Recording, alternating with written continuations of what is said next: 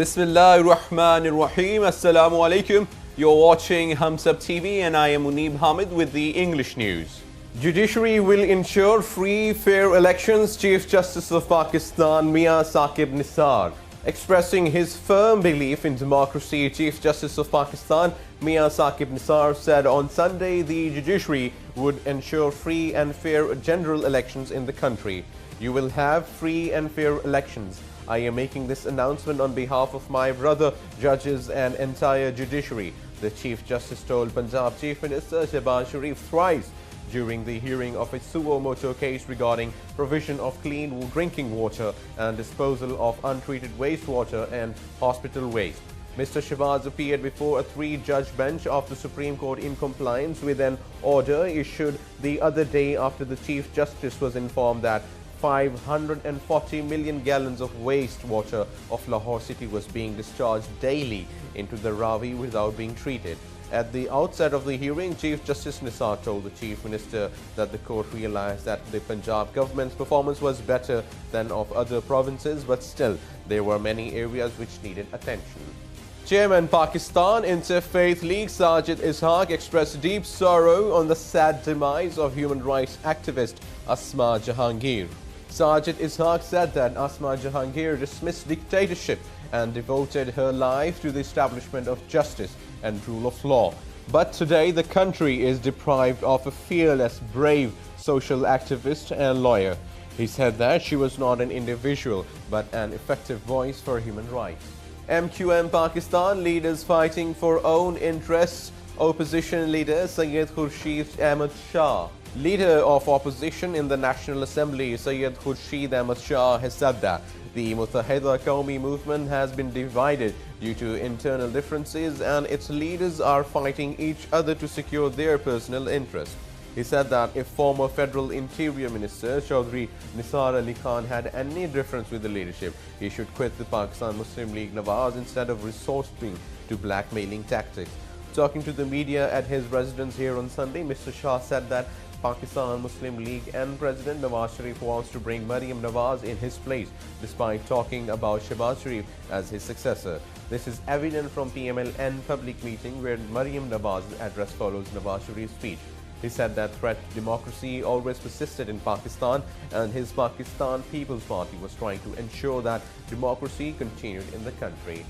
Former President and All Pakistan Muslim League Chairman retired General Pervez Musharraf vows to unite Muslim League factions. Former President and All Pakistan Muslim League Chairman retired General Pervez Musharraf has vowed to make a third major political force in the country by uniting all factions of the Muslim League to build what he called a new Pakistan. In a telephonic address to public meeting of his All Pakistan Muslim League here on Sunday, Mr. Musharraf said he would soon return to the country and head a united Muslim League. The former military ruler said that all factions would be united before the coming general elections and a united Muslim League would take part in the 2018 elections with full vigor. Before the start of a public meeting, the APMLN Central Executive Committee nominated Dr. Muhammad Amjad as new president of the party and Mehreen Malik Adam as Secretary General. Later, the APML General Body endorsed the two nominees.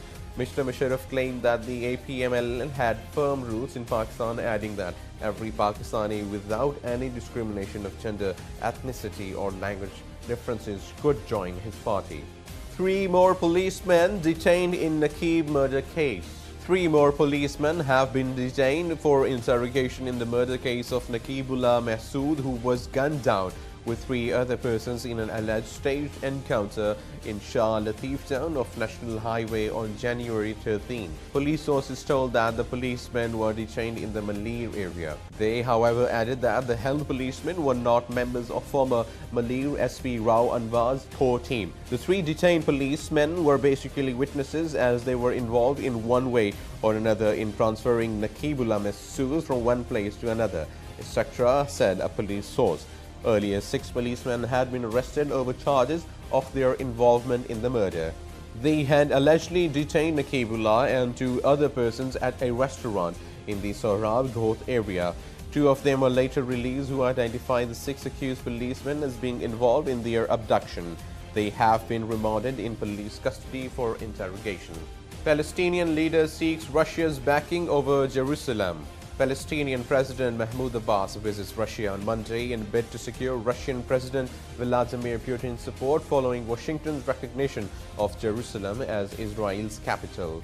The Palestinian leader was set to visit Moscow 2 weeks after a visit by Israeli Prime Minister Benjamin Netanyahu. Abbas has refused any contact with US President Donald Trump's administration since Washington's recognition of Jerusalem as the Israeli capital at the end of last year. Abbas is due to speak at the United Nations Security Council on February 20th. Palestinians see the US decision, which broke with years of international diplomacy, as a denial of their claim to East Jerusalem as the capital of an eventual Palestinian state. Israel took control of East Jerusalem in the 1967 Six-Day War, annexed it and later declared it in the indivisible capital of Israel. The U.S. ambassador to UN, Nikki Haley, has accused Abbas of lacking the courage needed to forge a peace deal with Israel. Abbas, in turn, has rejected any mediation by Washington in the Israeli-Palestinian conflict and has promised his people to work towards full recognition of a Palestinian state by the United Nations. Alexander Shumilin, a Middle East scholar at the Institute for U.S. and Canadian Studies, called Abbas's visit an attempt to cozy up to Russia, a consistent ally, and to stop Netanyahu leading Moscow astray during an improvement in Russia-Israeli ties.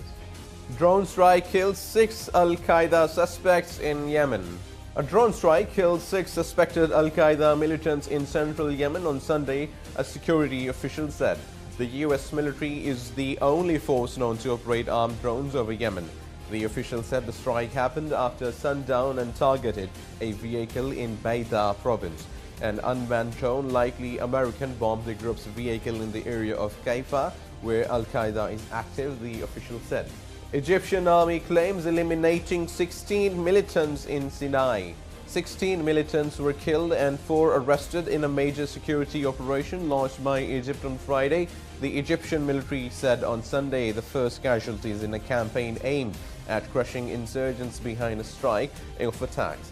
The military also said in a statement carried by state television that 66 targets, arms depots, and SUVs and motorbikes used by militants were destroyed in raids focused mainly in Sinai, but also including parts of the Nile Delta and the Western Desert.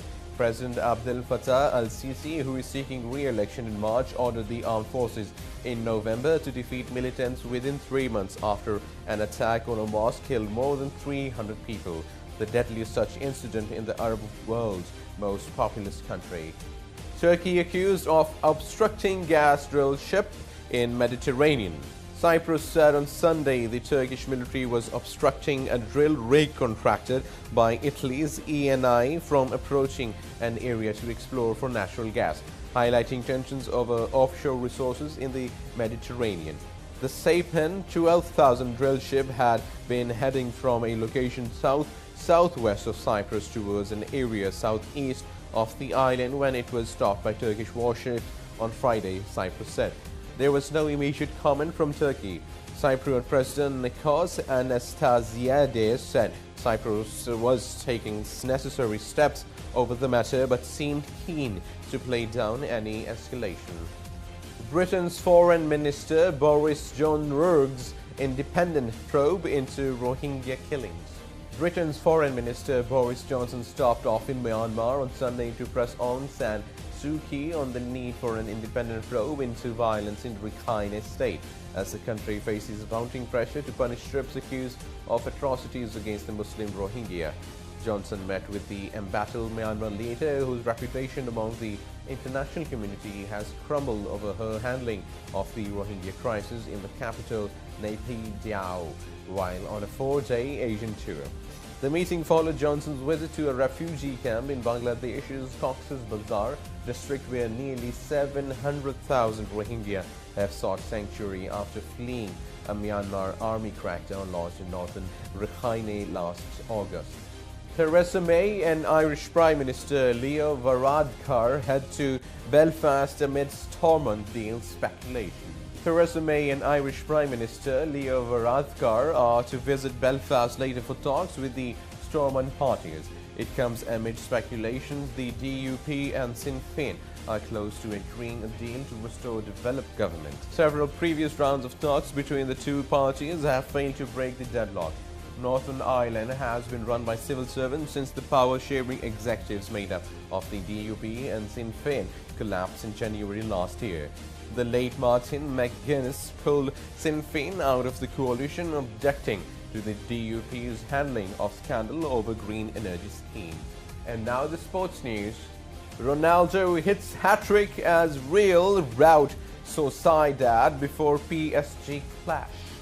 Cristiano Ronaldo scored his first hat-trick of the season as Real Madrid thrashed Real Sociedad 5-2 in La Liga on Saturday to warm up for their Champions League showdown with Paris Saint. Zinedine Zidane's men have not scaled their usual heights this season, and this will still not perfect, but they do look to be finding some form just in time for potentially season-defining tie with the French side on Wednesday. They blew Real Sociedad apart in the first half at the Santiago Bernabeu, taking to lead inside a minute through Lucas Vazquez and finding themselves 4 goals ahead by the interval. And now the weather forecast for the next 24 hours. More rain, thunderstorm with snowfall over the hills is expected at isolated places in Rawalpindi, Gujranwala, Malakand, Hazara, Peshawar, Mardan divisions, Kashmir and Gilgit-Baltistan. Cold and dry weather is expected elsewhere in the country. And that is the end of the news. For more news and analysis, please keep watching Hums Up TV. Take care.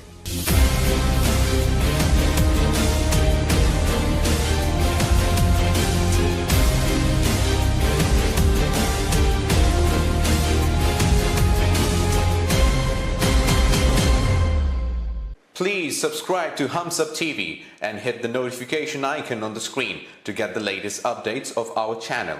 Thank you for watching Hums Up TV.